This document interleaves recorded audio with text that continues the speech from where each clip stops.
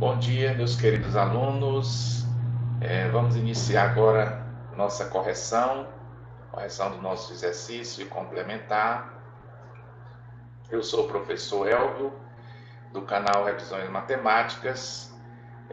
Não esqueçam de deixar aí um like, se vocês gostarem do vídeo, para ajudar o professor, viu? E também se inscrevam no nosso canal. Então, a todos, o meu bom dia. Quem estiver assistindo à tarde, boa tarde. Quem estiver assistindo à noite, uma boa noite.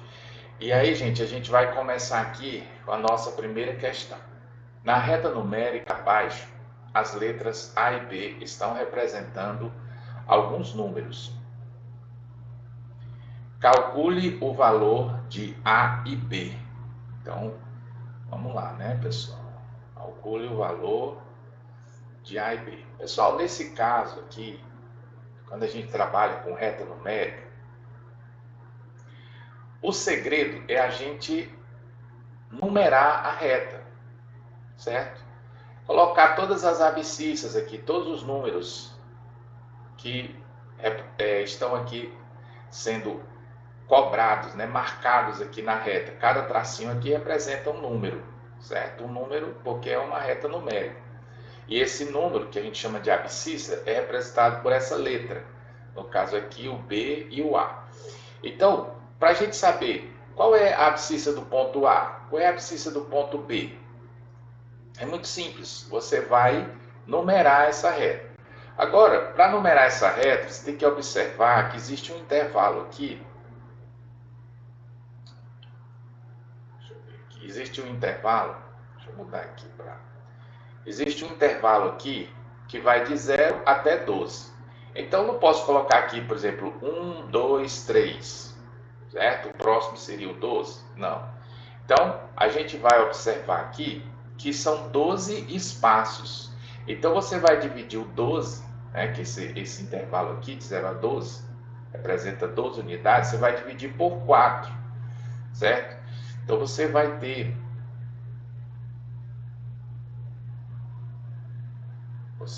o seguinte, ó. 12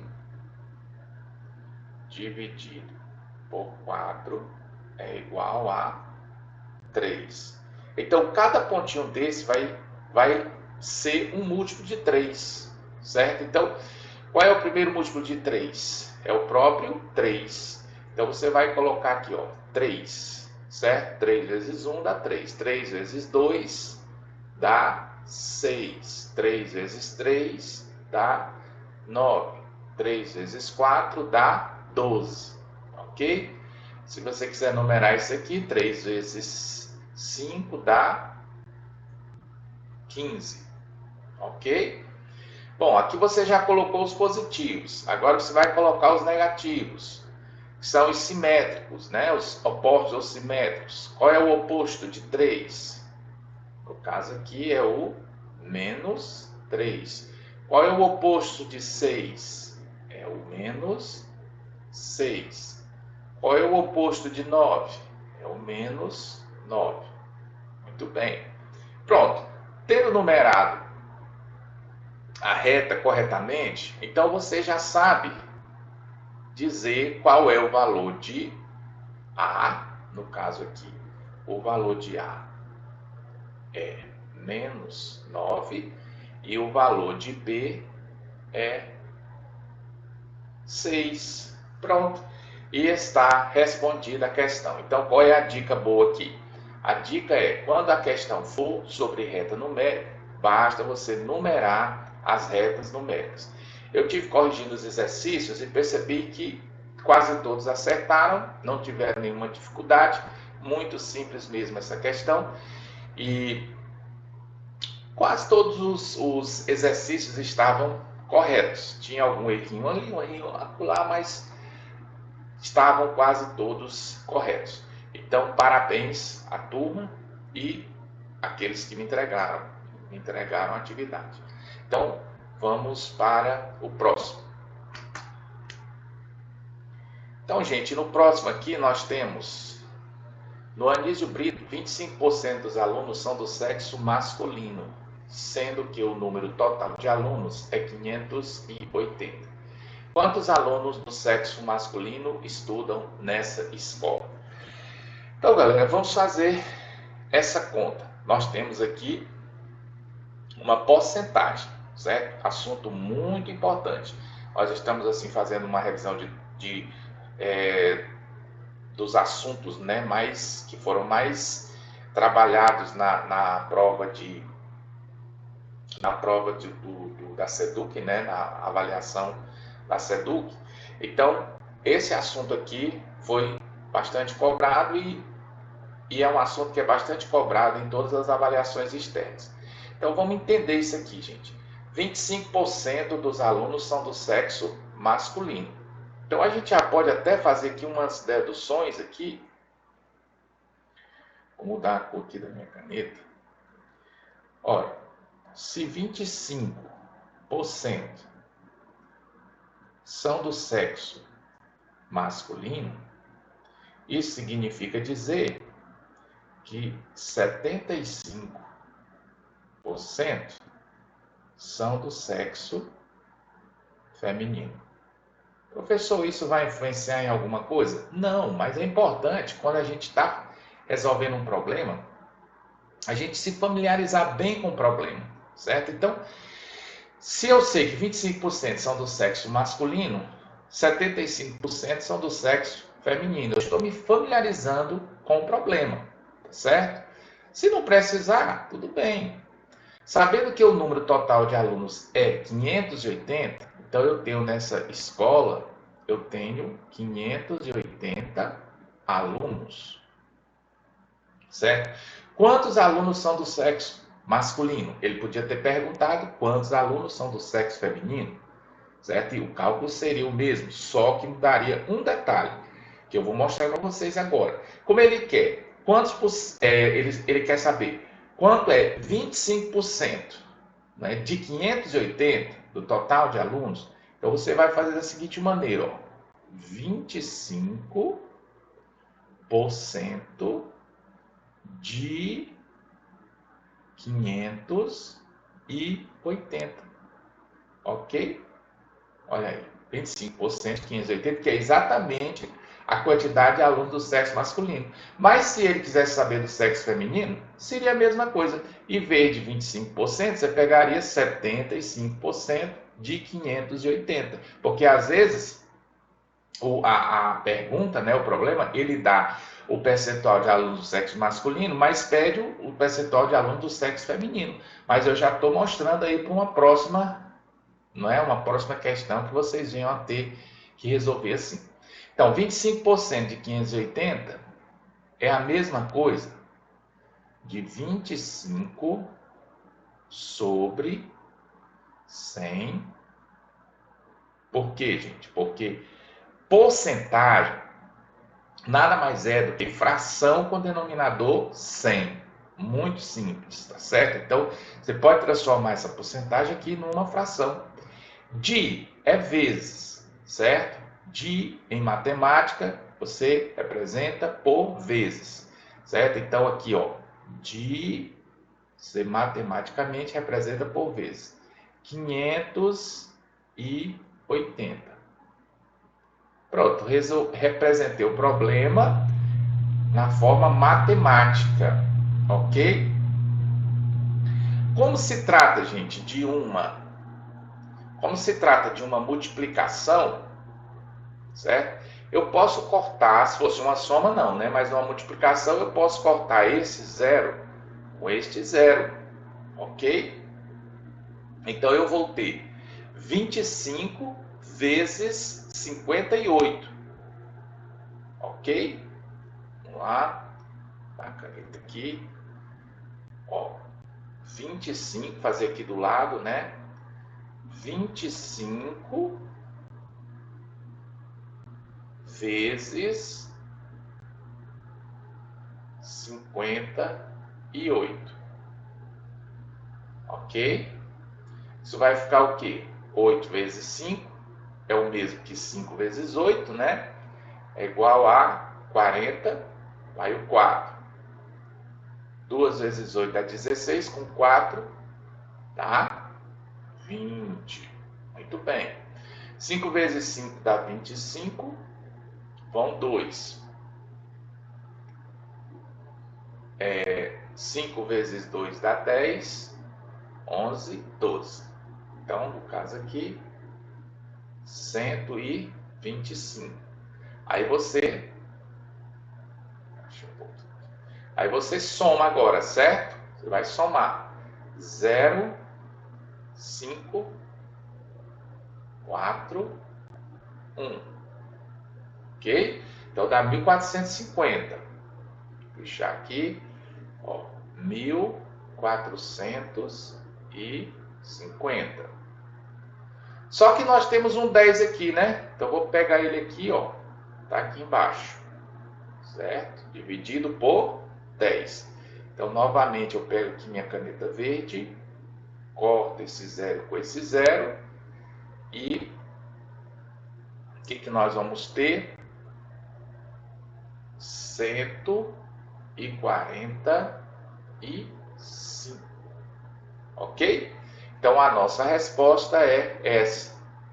E o que essa resposta nos diz? Essa resposta nos diz que nessa escola tem 145 alunos do sexo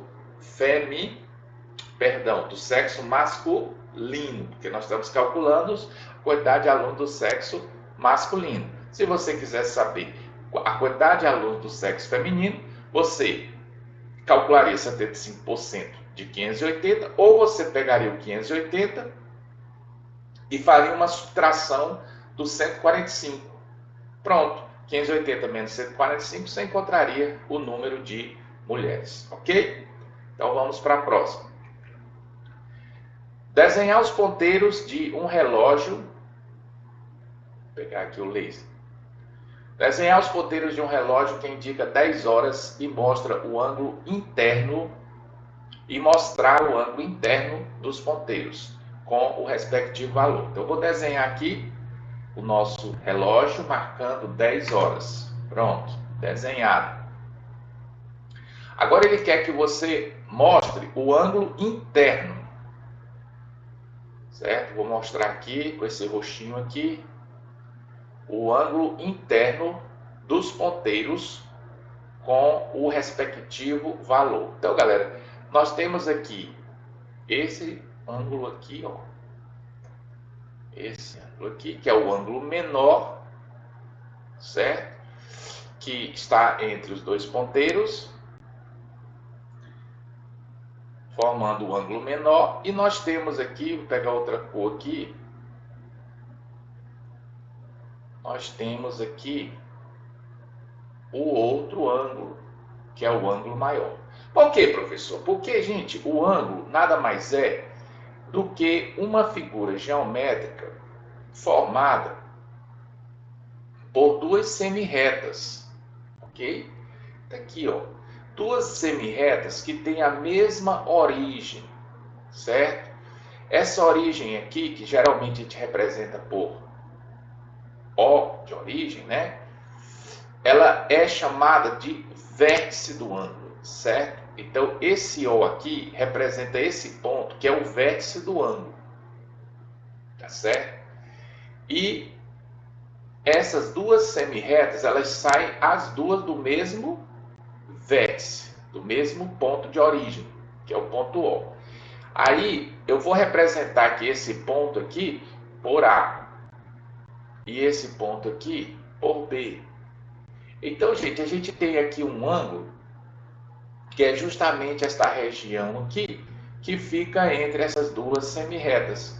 E esse ângulo, a gente chama ele de AO, com um acentozinho em cima dele, chapéuzinho, né? AOB. Então, essa aqui é a forma de representar o ângulo AOB. Então, no caso aqui do nosso relógio,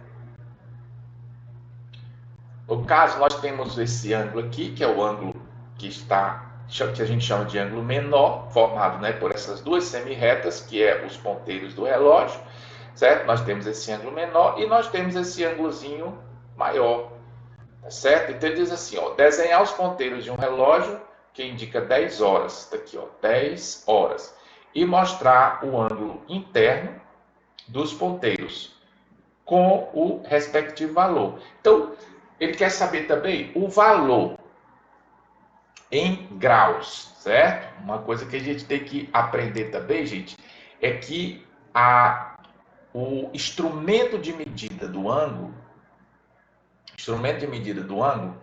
é o transferidor, tá certo? É o transferidor. E o transferidor, ele nos dá uma medida em uma unidade chamada grau, tá certo? Em uma unidade chamada grau. Por exemplo, quando a gente tem assim, vou mudar aqui minha caneta de novo. Quando a gente tem assim, por exemplo, isso aqui vocês já ouviram muitas vezes, né? Quando você tem assim, ó, um ângulo, né? Vamos chamar isso aqui de MN.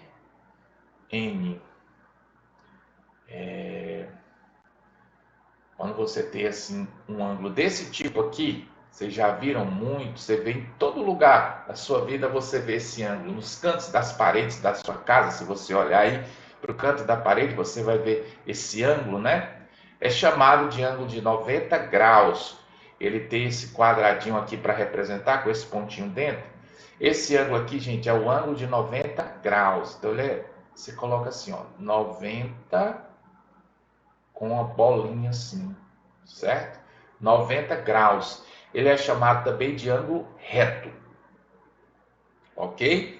Nós temos também outro ângulo que vocês devem conhecer também muito, né? Que ele é formado também por duas semi-retas. Ponto de origem dele fica aqui no meio, ó. Ponto de origem, vou chamar ele aqui de G, o GH, certo? Então esse ângulo aqui, gente, é o ângulo de 180 graus. Ele também é chamado de ângulo raso, tá certo? Então, para saber essas medidas aqui, eu uso o transferidor, tá certo? Eu uso o transferidor e como eu expliquei no exercício anterior, mostrei como é que você usa, né? O transferidor, e você determina a medida, que no caso aqui é em graus, tá certo? 90 graus, 70 graus. Agora, no caso aqui do nosso relógio, nós temos uma técnicazinha muito interessante. O relógio tem o formato de uma circunferência. E uma circunferência, gente, ela é formada, ou ela tem uma medida, né? A circunferência completa, né? Ela tem uma medida de, quando eu falo circunferência, estou falando disso aqui, ó, desse círculo aqui, ó. Certo? O desenho é ruim, mas dá para entender. Então, a circunferência, ela começando aqui do zero, vamos supor que, ó, começando aqui do zero, 0 graus, né? Aí fazendo a volta aqui completa, até chegar aqui, nós temos 360 graus. Então, a circunferência completa, ela mede 360 graus, tá certo? Então, no caso aqui, como essa minha circunferência é dividida em 12 partes, por quê, professor? Observe aqui, ó. Ó, 1, 2, 3, e aí vai 4, 5, 6, 7, 8, 9, 10, 11, 12. Então, a circunferência é dividida em 12 partes. Então, você vai pegar aqui, ó, o 360, né? Vai pegar o 360 dividido por 12, e você vai ter 36 dividido por 12 dá 3. 3 vezes 12 dá 36. 36 menos 36 dá 0. Aí você baixa o 0 aqui e põe o 0 aqui. Então você vai perceber, vou até mudar de cor aqui, que cada intervalozinho desse aqui, ó, que vai daqui até aqui, representa nada mais, nada menos do que 30 graus, porque 30 vezes 12 dá 360. Então, ó, você vai todos esses intervalozinhos, ó, do 1 até o 2 dá 30, do 2 até o 3 dá 30, certo? Você pode até gravar isso aqui para sempre, nunca mais você vai precisar fazer nem essa conta, né? Ó, 30, entendeu? Ó, daqui até aqui, 30, certo? Então agora fica muito fácil de você determinar a medida desses dois ângulos, ó. Observe, ó, daqui até aqui, 30 graus, certo? Daqui até aqui, mais 30 graus. Então, somando os dois, 30 mais 30, bem aqui vai dar 60 graus, ok? Então, eu já sei que o ângulo menor é 60 graus. E já sei que o círculo todo dá 360. Então, 360 menos 60 vai dar 300 graus. Então, a medida aqui desse ângulo maior é 300 graus, tá certo? Então, 300 mais 60, 360, ok? Vamos continuar. Maurício estava treinando pênaltis, caso precisasse na final dos jogos de futebol escolar. Sabendo que de 20 chutes ao gol ele acertou 8, qual a fração de pênaltis convertidos? Ora, se ele, vou dar a cor aqui, se ele estava jogando, né, e ele, quer dizer, treinando, e ele deu 20 chutes ao gol, treinando pênaltis, né, e ele acertou 8, então qual é a fração? Gente, a fração vai ser 8, que foram os acertos, né, a parte que me interessa, né, a parte que o problema está querendo saber, quer dizer assim, sabendo que 20 chutes ao gol ele acertou 8, qual a fração de pênaltis convertidos? Quer dizer, a parte que está interessando aqui é o que ele acertou, certo? O que ele acertou. Então você bota a parte, no caso, o número que é o menor, você põe em cima, certo? Que é o numerador, é a parte que interessa. 20 chutes é o todo, você bota embaixo, tá bom? Você bota embaixo. Então sempre é assim, gente, fração sempre é assim, é a parte pelo todo. Você pega a parte que interessa, no caso aqui, que é os chutes convertidos, né? Os chutes que ele acertou, significa dizer que 12 ele errou, né? Então você pega o 8 põe em cima, e o total de chutes você põe embaixo, sempre o total fica embaixo. Se você quiser saber a fração de pênaltis que ele errou, você poria o 12 em cima e o 20 embaixo. Aí você olha para cá e vê que não tem uma alternativa correspondente. Então você vai lembrar que a gente pode simplificar as frações. O que é isso, professor? Só relembrando, você pode dividir o numerador e o denominador pelo mesmo número, certo? E aí você vai ter uma outra fração chamada fração equivalente, né? 8 dividido por 4 dá 2. É uma fração que você vai ter agora que se chama fração equivalente, ou seja, elas têm o mesmo valor, só que o numerador e o denominador é diferente. Por quê? Porque foi dividido ao mesmo tempo, o numerador e o denominador, para o mesmo número. Então vai ficar 2 quintos. Professor, por que você disse que elas têm o mesmo valor? Se você dividir o 8 pelo 20, você vai ter um valor x.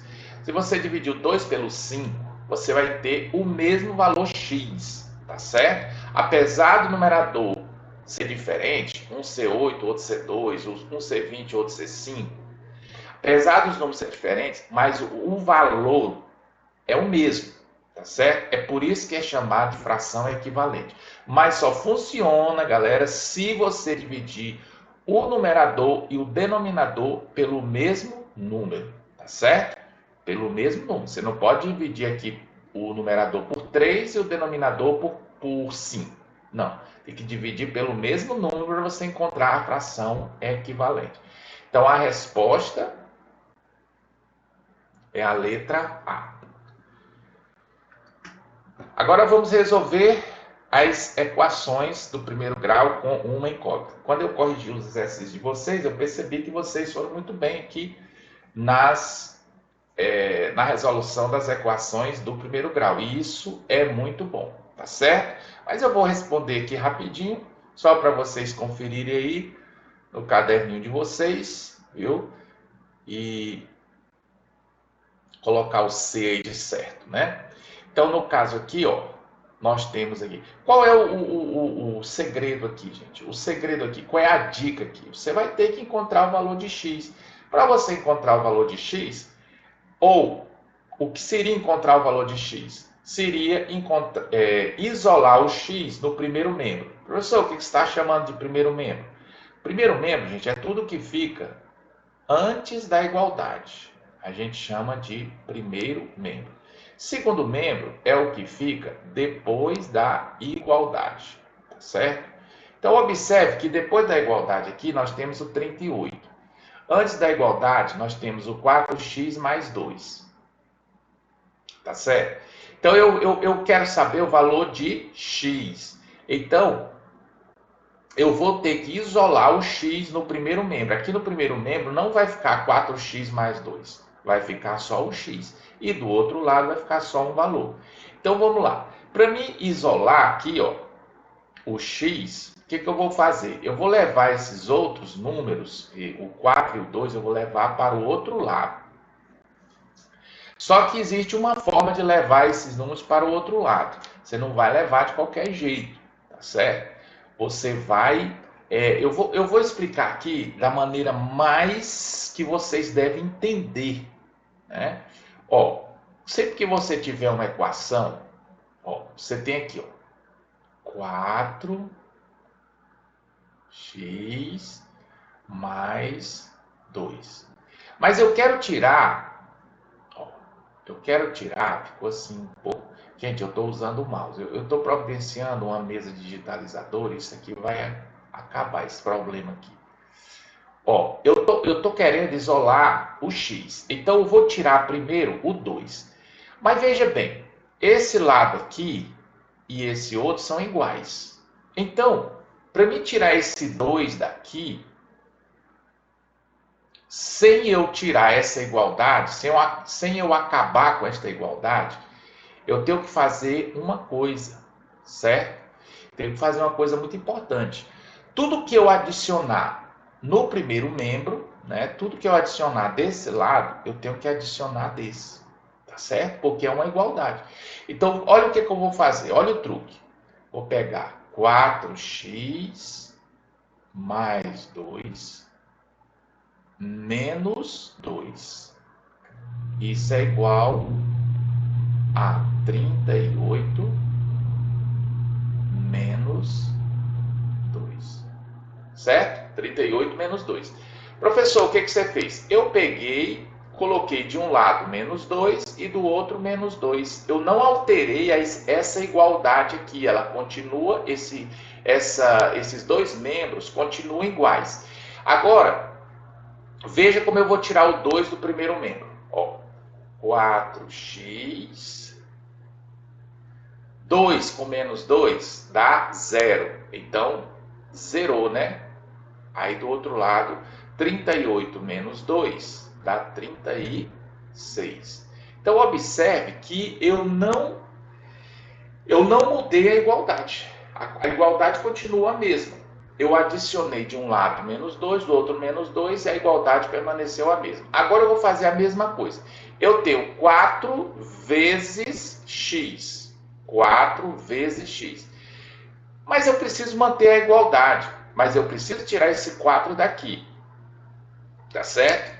Tirar o 4 daqui e manter a igualdade. Então, o que eu vou fazer? Eu vou pegar esse 4x e vou dividir por 4. Tá certo? Do outro lado, eu divido também por 4. Veja que se eu divido de um lado e divido do outro pelo mesmo número, eu não estou alterando a igualdade. Tá certo? A igualdade continua a mesma. Então, eu posso cortar este 4 por este 4, porque 4 dividido por 4 dá igual a 1, certo? Então, vai ficar o x. Pronto, era isso que eu queria, que o x ficasse sozinho no primeiro membro. E o 36 eu divido por 4, fica igual a 9. Então, qual é o valor de x? 9, tá certo?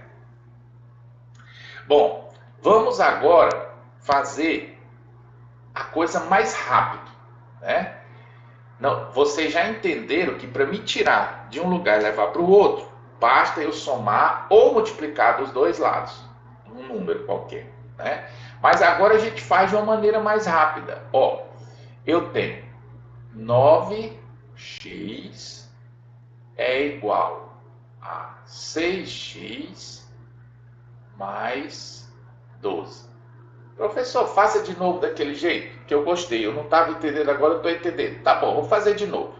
Vou fazer de novo. Eu quero tirar esse 6x daqui e colocar ele aqui, no primeiro membro. Certo? Por quê, professor? Porque a incógnita, né, ela tem que estar no primeiro membro. O x tem que estar no primeiro membro. Certo? Então, o que eu vou fazer? Eu vou subtrair, veja bem, vou subtrair menos 6x desse lado, antes da igualdade, né, primeiro membro, e vou subtrair menos 6x do outro lado. Eu estou interferindo na igualdade? Não, a igualdade continua a mesma.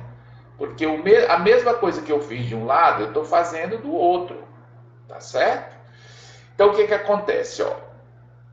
Eu tenho 9x, perdo 6x. Certo? Ó, eu tenho 9x, perdo 6x. Eu fico com quantos x? Eu fico com 3x. Eu usei aqui uma propriedadezinha da igualdade, da multiplicação de forma às avessas, né? Que seria a distributiva, só que ao contrário. Então, eu tenho 9x, perdo porque é menos, né? Perdo 6x e com 3x. Agora, igual. Esse 6x menos o 6x, ó, dá zero, ok? Zero. 6 menos 6 dá zero. E fica o 12, ok? Pronto. A igualdade permaneceu e agora eu vou saber o valor de x. Como? Vou dividir por 3 de um lado e vou dividir por 3 do outro. Acabou-se o problema, né? Corta, corta, fica x igual a 4. E está aí a solução da equação. Agora vamos fazer mais rápido. Você já sabe como faz, né? Observe que o 6x aqui estava positivo, depois da igualdade. Ele passou para o outro membro negativo. Você entendeu já o processo. Então aqui vai ficar assim, ó. 5x menos 3x, ok? Porque eu somei menos 3x de um lado, menos 3x do outro para tirar o 3x. Então ele veio negativo, certo? Igual a 11. E esse 1 que está aqui negativo passa para o outro lado positivo. Certo? Quer dizer, eu tô ensinando, gente, de uma maneira mais prática, mas você pode fazer sempre dessa maneira, que é a maneira mais correta, essa primeira maneira que eu expliquei. Isso aqui é a maneira mais prática. Então, 5 menos 3, 2x é igual a 11 mais 1 dá 11 mais 1 dá 12. Pronto. Agora você divide aqui e você vai ter x igual a 6. Ok? Agora, gente, vamos fazer essa última aqui. 2x menos, fazendo mais rápido, ó, estamos ganhando prática, né? Menos x é igual a 13 menos 8, ok? 2x menos x dá x, que é igual a 13 menos 8 dá 5, certo? Então essas são as soluções. Confira aí no seu caderno. Sétima questão. Na fazenda do seu Pacheco, o cultivo de milho é feito em uma área delimitada por uma circunferência, né? Para evitar invasões de animais na plantação, ele decidiu cercá-la com arame farpado, dando 4 voltas completas. Sabendo que o raio da circunferência é de 1 quilômetro, a quantidade mínima de arame necessária para cercar essa área é igual a π igual a 3.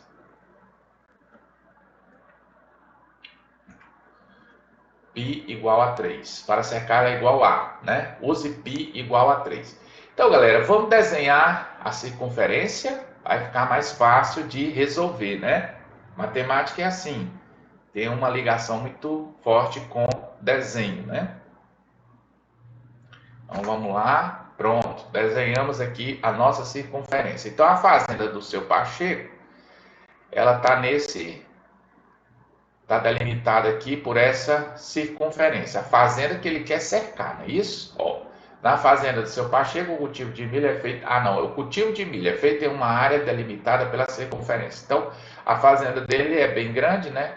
Mas a plantação de milho aqui está cercada aqui por essa... É delimitada por essa circunferência, certo? Ele planta realmente muito milho, viu, gente? Porque o raio dessa circunferência é de 1 quilômetro, viu? Então é um terreno muito grande só para plantar milho, né? Para evitar invasões de animais na plantação, ele decidiu cercá-la com arame farpado, dando 4 voltas completas. Então ele vai cercar aqui, perto o terreno aqui, a plantação de milho dele, com arame farpado, e ele vai dar 4 voltas. Essa informação é importante, tá certo? Inclusive, você poderia até destacar essa informação para você não perder ela de vista, né? Sabendo que o raio da circunferência é de 1 quilômetro, certo? Então, essa informação aqui também está muito importante, mas já está aqui na figura, eu nem preciso destacar. A quantidade mínima de arame para cercar essa área é igual a, use π igual a 3, tá certo? Então, galera, vamos fazer a nossa conta aqui, né? Pegar aqui nossa canetinha. Gente, para a gente determinar aqui o comprimento desse arame, né? Que seria o mesmo comprimento dessa circunferência aqui, ok? Então a gente vai usar uma formulazinha que vocês já sabem, pelo que eu vi vocês resolverem no exercício, que é o 2πr, certo? Mais uma vez eu quero parabenizar todos que entregaram, viu? E as respostas de vocês estavam realmente ótimas. Vocês fizeram todos os cálculos, parabéns, viu? Então, pessoal, ó, essa aqui é a formulazinha. Gravem ela para sempre, viu? 2πr, tá bom? 2πr. É só você pensar num francês aí, ó. Um francês que se chama Pierre, né? Pierre. Então, são 2 franceses que se chamam Pierre. Ok? Então, você vai agora substituir os valores, as letras, no caso aqui, que no caso a letra grega π e o r, que representa o raio, tá certo? Pelos valores que estão no problema. O 2 é o 2 mesmo, o π aqui ele disse que é o 3, né? Então você vai multiplicar por 3 e o raio ele disse que é 1 quilômetro. Então você vai botar 1 aqui, deixa a unidade para o final. Então, no caso aqui, você vai ter 2 vezes 3 dá 6, vezes 1 dá 6. Então, gente, o comprimento dessa circunferência aqui, que é o mesmo comprimento da cerca lá do terreno, onde planta o milho, é de 6 quilômetros. Só que ele quer saber quanto de arame vai ser usado Porque ele vai colocar 4 voltas completas, tá certo? Não vai ser só uma volta. Se fosse só uma volta, seria 6 quilômetros de arame e a resposta certa seria a letra A. Mas ele vai usar, na verdade, ele vai fazer 4 voltas. Então, vai ser 6 vezes 4, que dá igual a 24 quilômetros. Então, ele vai ter que usar aproximadamente aí uns 24 quilômetros de arame para dar estas 4 voltas, né? Fazer esta cerca para proteger a sua plantação. Então, galera, obrigado pela atenção. Até a próxima aula. Qualquer dúvida, deixa aí no grupo, viu? E tamo junto. Valeu!